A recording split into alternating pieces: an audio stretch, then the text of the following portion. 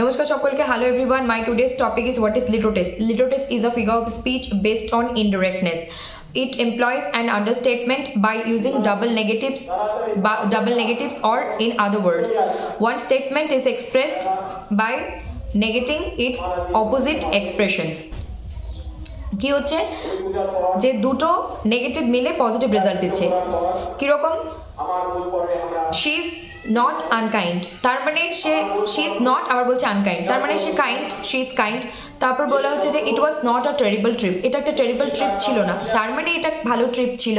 তারপর বলা হচ্ছে they are not unhappy with the presentation, তারা এই প্রেজেন্টেশন পাওয়ার পর অখুশি নয়, তার মানে তারা খুশি। they are not আবার বলছে unhappy, তো দুটো নেগেটিভ মিলে পজিটিভ রেজাল্ট দিচ্ছে যে হ্যাপি। তারপর she is not unkind, তার মানে সে কাইন্ড। এই বিষয়টাই হলো লিটোটেস, যেখানে দুটো নেগেটিভ মিলে পজিটিভ রেজাল্ট দিচ্ছে বা পজিটিভ মানে এক্সপ্রেস